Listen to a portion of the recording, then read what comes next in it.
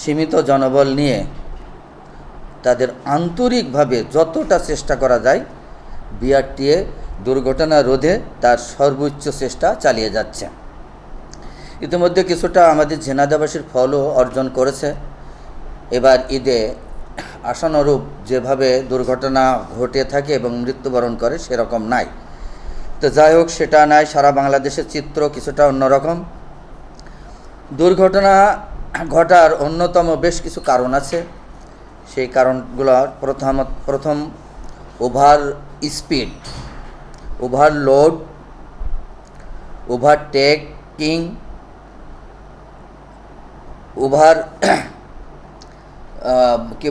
অতিশয় মনোবল নিয়ে গাড়ি চালানো, তারপরে অতিমাত্রায় টাইম নিয়ে গাড়ি চালানো, যেমন ওভার টাইম যাকে বলে। ওভার টাইম, একজন ব্যক্তি তার গাড়ি চালানোর কথা 8 ঘন্টা, সে চালাচ্ছে 24 ঘন্টা, এটা অন্যতম একটা কারণ।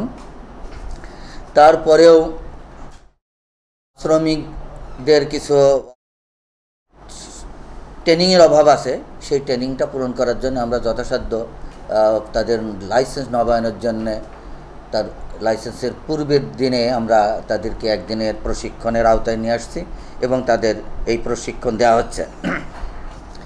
সর্বোপরি অনেক সময় দেখা যাচ্ছে ত্রুটিপূর্ণ গাড়ি মালিকরা অধিক মুনাফার জন্য সারতে গেলে অনেক টাকা লাগবে, ত্রুটিপূর্ণ গাড়িও অনেক সময় চলে আসে ঈদের সময়, এটাও একটা কারণ আছে। এছাড়াও আমাদের একই রাস্তায় বিভিন্ন গতির গাড়ি চলাচল, যান্ত্রিক, অযান্ত্রিক, হাঁস, মুরগি, গরু, ছাগল সবারই এই জন্য অবাধ চলাচলের স্থান আমাদের এই সড়কে, এটা অন্যতম। সম্প্রতি আমার সাথে একজন আসছে ইতালি প্রবাসী, সে আমাকে আমি তাকে জিজ্ঞাসা করলাম যে আপনি তো গাড়ি ড্রাইভ করেন? সে বলল হ্যাঁ, আমি গাড়ি ড্রাইভ করি। তো আপনি কিভাবে গাড়ি ড্রাইভ করেন ওখানে? বলছে আমি 125, 120, 30 এরকম আমার দেশে চালাই। তা আমি তাকে জিজ্ঞাসা করলাম যে আপনাকে যদি গাড়ি এই দেশে স্টিয়ারিং দেওয়া হয় আপনি কিভাবে চালাতে পারবেন? তো সে আমাকে জোড়হাত তুলে মাপ চেয়ে নিল, বললাম আমি এখানে চালাতে পারবো না, কারণ আমি মনোবল পাচ্ছি না। কী কারণে?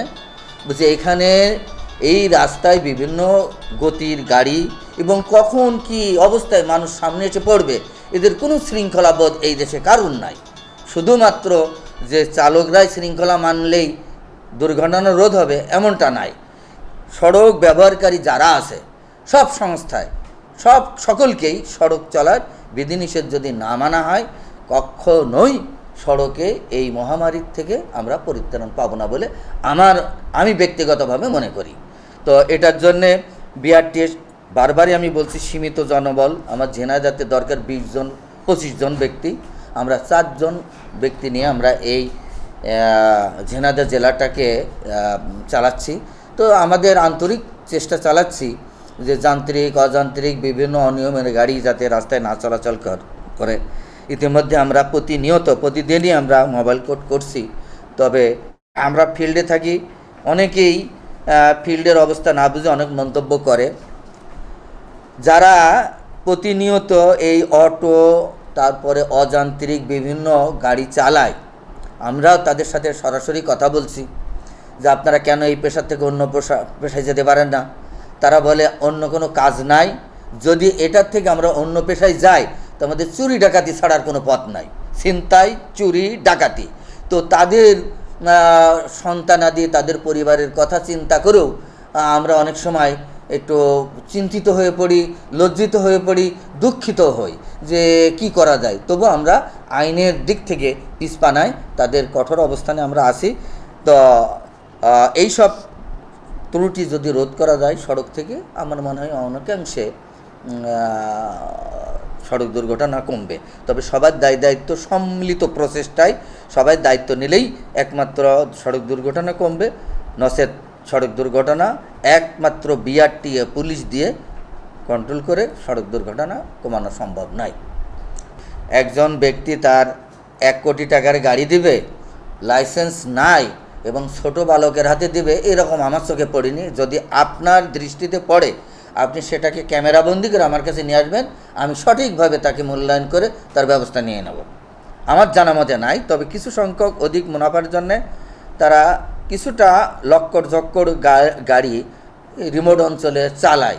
তবু সে ব্যাপারেও আমি মালিক সমিতির সাথে কথা বলছি, যাতে তাদের গাড়ি একটা ফাইন মওকুফের আওতায় পড়েছে, যদি তাড়াতাড়ি তারা গাড়িকে ফিটনেসের আওতায় নিয়ে এসে এটা মওকুফটাকে তারা ব্যবহার করে নিতে পারে, তা তাদের জন্য সুবিধা হবে। সরকার বিরাট একটা সুযোগ দিয়ে দিয়েছে ফাইন মওকুফের সুযোগটা নেওয়ার জন্য। সরকারি নীতিমালা আছে, নিয়ম নীতি আছে, সেই নীতির আলোকেই চলতে হবে। তাদের গাইডলাইন তো আমাদের এখান থেকে জানানোই হয় যে কীভাবে গাড়ি চালাবেন, কতটুকু চালাবেন, মানে এটার জন্য যা যা করা সেটা প্রশিক্ষণ দিয়ে তাদেরকে ড্রাইভিং লাইসেন্স দেওয়া হয়। এখানে আমার জানা মতে যে ড্রাইভিং লাইসেন্স ছাড়া গাড়ি চালাচ্ছে এরকমটা খুব একটা নাই। তবে এমনটা হতে পারে, আপনি দেখেছেন কেন অনেকেই 5 বছর 7 বছর ধরে হেল্পারি করে, তখন উস্তাদরা হয়তো বলে যে আমি একটু খাওয়া দাওয়া করে নিই, তুই এখান থেকে গাড়িটা নিয়ে যাও, ওই মোড়টা একটু নিয়ে যা, এমনটা হতে পারে। তবে এটাও কাম্য নয়। সবার উদ্দেশ্যে আমি বলছি, শুধু চালক না, যারা রাস্তা ব্যবহার করবে প্রত্যেকেই একটু সচেতন হয়ে সড়কের যে আইন আছে, বিধি আছে, এটা জেনে শুনে যদি তারা চলে, রাস্তায় অনেকাংশেই সড়ক দুর্ঘটনা রোধ হবে, তবে নির্মূল করা সম্ভব নয়।